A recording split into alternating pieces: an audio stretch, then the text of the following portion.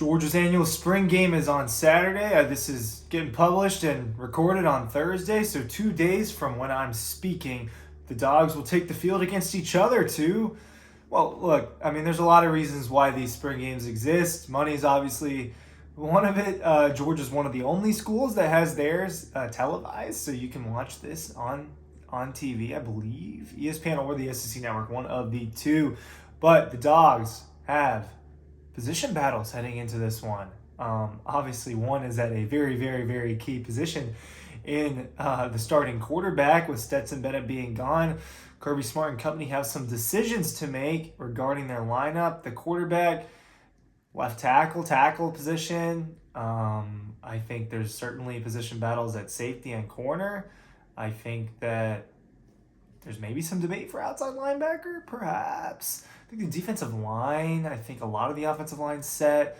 I think as far as receivers go, there's fighting for playing time. And the tight ends, there's certainly opportunity to be had with Darnell Washington out the door for the guys that remain. Obviously, Brock Bowers is your one. There is no question about that at all. But there are battles on this team, and they're at key spots. And there just weren't as many battles last year. There weren't as many battles. Maybe important battles is a better way to put it. I think there was a lot of known heading into the season, comparatively speaking, which is why this is an exciting G-Day.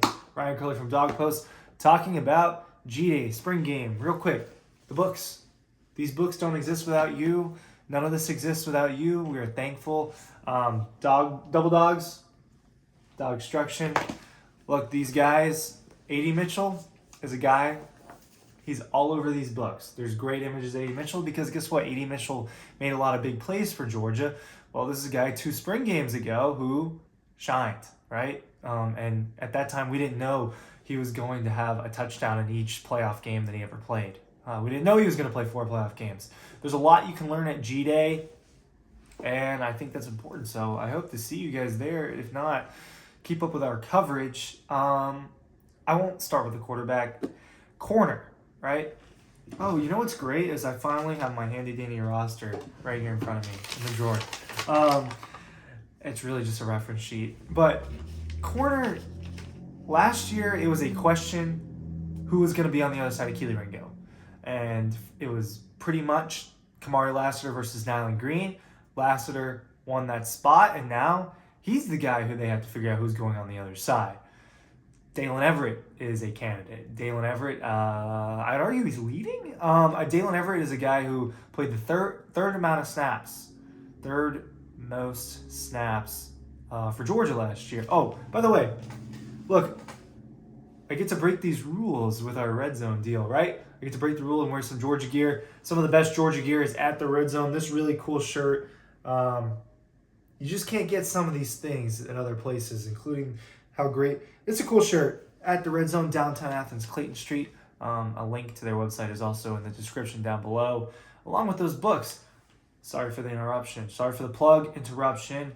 But so now, you got Dalen Everett. You've got the transfer, Smoke Bowie from Texas A&M, who is talented enough to play in the secondary. Freshman, A.J. Harris. I really hope that I didn't get that wrong. Yes, A.J. Harris, big-time recruit. He's going to fight for playing time. I think Dalen Everett is probably the guy you'll see the most on G-Day as that number 1 corner. That's a job to look out for because Nyland Green is also in the mix for it again. To me, Nyland Green, just off first glance, I need to see A.J. Harris again. I need to see Smoke Bowie again. But Nyland Green, I've said this a lot. From an athletic standpoint, he's more impressive athletically than a lot of guys. But he's got to put it all together. And this is going to be year 3 for Nyland Green, year 3 for Kamari Lassiter. So that's one of the jobs that's being fought for. Left tackle is one, because it seems like there's an assumption that Amarius Mims is going to be the right tackle. And at the end of the day, I think Amarius Mims is one of the starting tackles, whichever side. But the position battle on the offensive line right now that's going on for sure is Ernest Green and Austin Blaskey. It seems for that left tackle position. Ernest Green, the guy that was kind of presumed to be the starter this coming year, but Austin Blaskey making waves.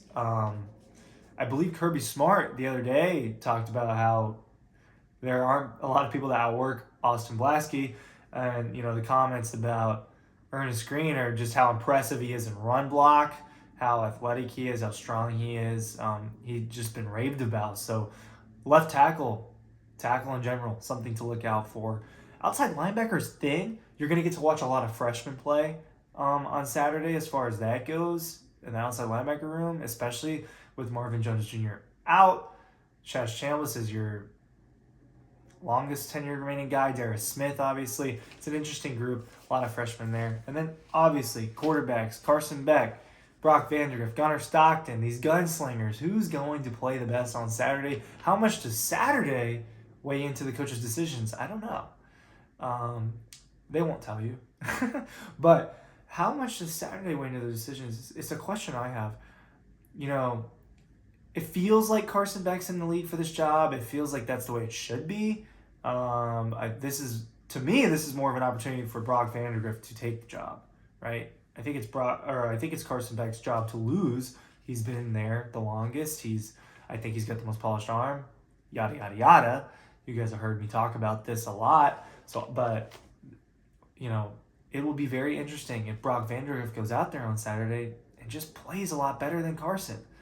Right? There's been multiple scrimmages, and I've heard that Vandagriff has had better scrimmages than Carson, at least one. I don't know about the second one, but to some people, Brock played better in that first scrimmage. So it'll be interesting. I think I don't think you can weigh too much in one day when you had a whole month of spring practices, and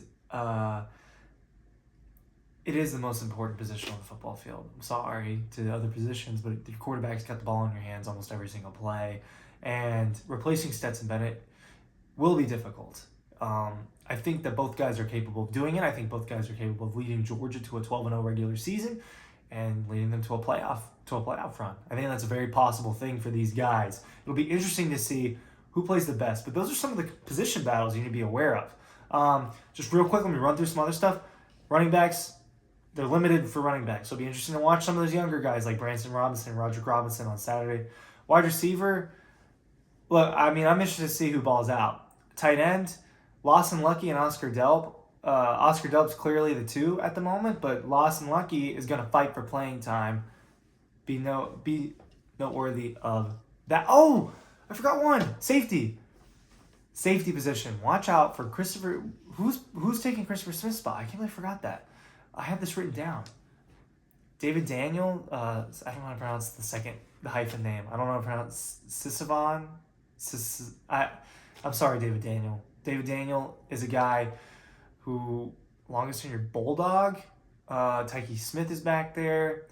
It'll be interesting because Javon Bullard, you think, is going to be in that star position. You think Malachi Starks is going to be one of those deep spots. So who takes the other deep spot that Christopher Smith left behind? Is it Dan Jackson? Is it David Daniel? Does Smoke Bowie move around? Is it Tyke Smith? There's a lot to watch out for. Corner, safety, quarterback, tackles, outside linebackers. Those 5 spots are the ones I think you should be watching on Saturday closely. Thanks for watching. Ryan Keller from Dog Post. All your links are down below.